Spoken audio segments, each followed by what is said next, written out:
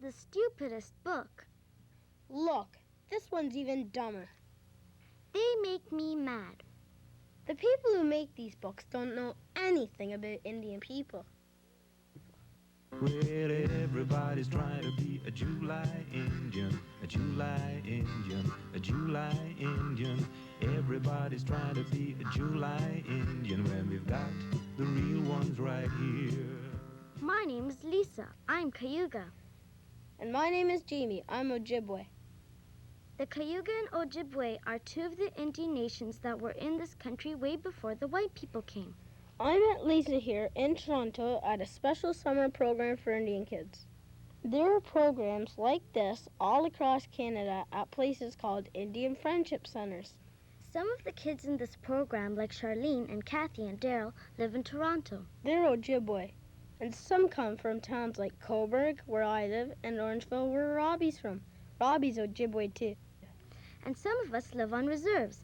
Nathan's Mohawk and he and I both live with our grandparents at the same reserve. It's called Six Nations because the Cayuga and Mohawk and 4 other Indian nations that became friends a long time ago all live there. When I get older, I want to live at Curve Lake Reserve where my uncle lives. Daryl goes up to Wikwemikong on Manitoulin Island to visit his grandparents every summer. He wants to live up there someday because the air is cleaner. Daryl says Toronto is so stuffy you have to chew the air before you swallow it. A long time ago, Indian nations came every year from all around to meet on Manitoulin Island to discuss how they could live in peace. Kind of like the United Nations. The Canadian government once tried to get all Indians to live on Manitoulin Island. But when white people found out there was fish and farmland there, they tried to take all the land instead. Yeah, but Indian people didn't let them take Wikwemikong, so it still belongs to them. Indian people used to have all the land in Canada and the United States. Different nations like Ojibwe and Mohawk and Cree lived in different parts of the country. They didn't call it owning land, though, because they said the land belonged to everyone, just like the sky belongs to everyone. But then white people came from other countries and wanted all the land for themselves. So they tricked Indian people to make them give up their land. Yeah, the government said we'll give you this much land. But how can you give something that's not yours? Just like it's crazy for books to say Christopher Columbus discovered America. How can you discover a land where millions of people are living already? Here's Charlene with a map that shows how much land the white people took in Ontario. The red spots are reserves, and that's all that's left for Indian people. Our teachers here, like Dawn, teach us about Indian history and languages. Dawn's last name is Waboose.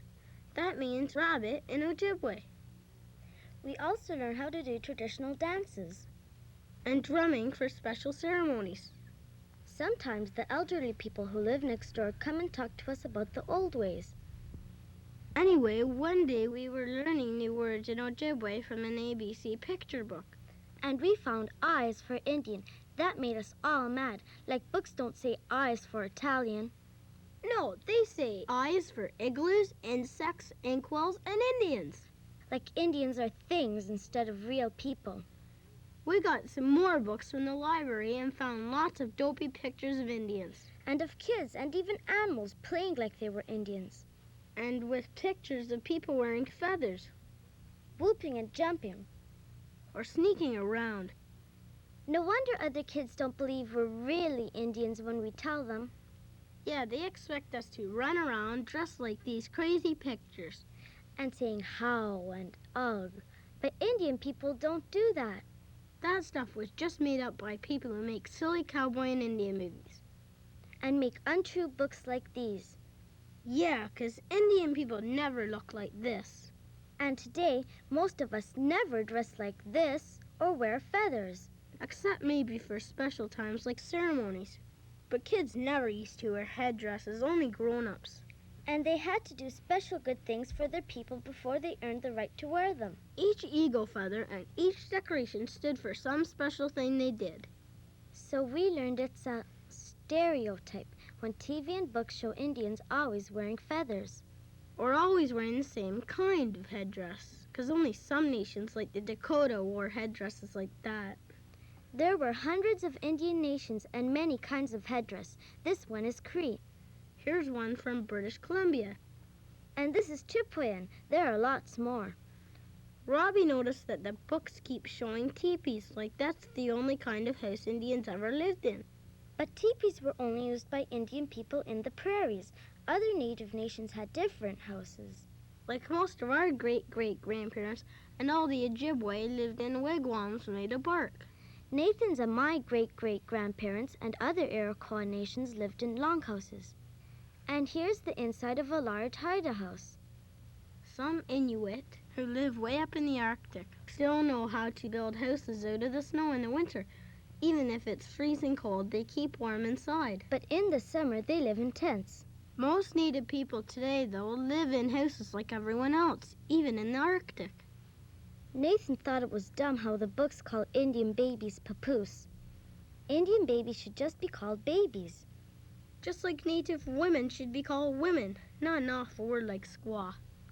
And Kathy thought it was crazy for books to talk about Indian princesses because native people didn't have kings or princesses like Europeans did.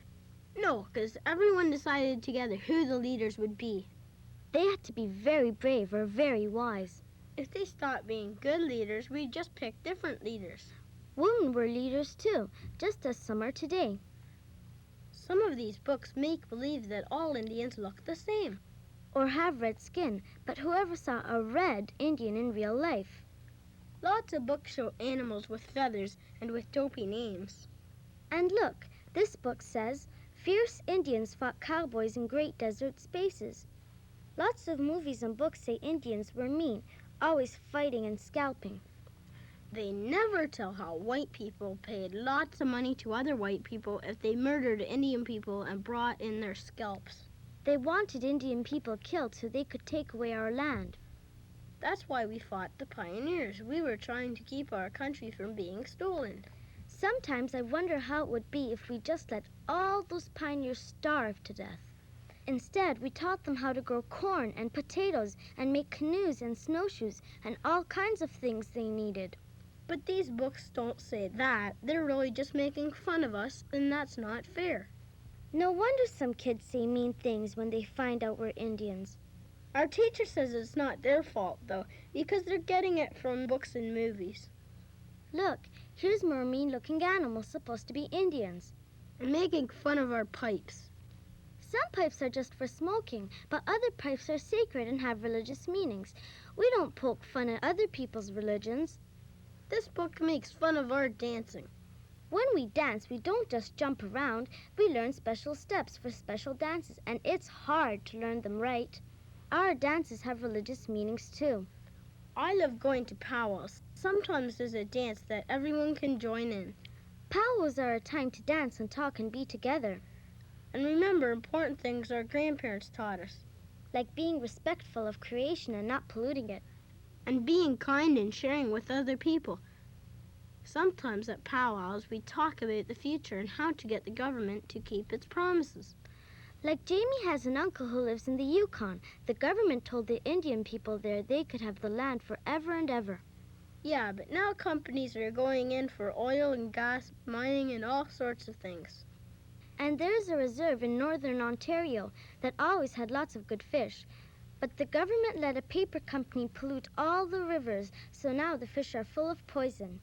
And that meant the people had to start all over again to find new food and make their own new jobs. Jamie says when he gets older, he wants to help other Native people who are working hard to get the government to keep its promises. Because we don't want to be tricked anymore. We want to have room to make our own decisions so we can take care of each other better. And Native people want to take care of the land and water and living things again. Well, I hope other kids won't believe what they read about us in these books. I hope they learn about our real lives and our real history and our real beliefs. And about what Native people are doing today to try to make a better life and help other people have a better life too. Burn your history books, use your head. Tell me now what you know. Tell me who it was found this land a long, long time ago. No, not Columbus, He thought he'd reached India 30,000 years ago. Guess who found Canada? No, not Columbus. He thought he'd reached India 30,000 years ago. Guess who found Canada?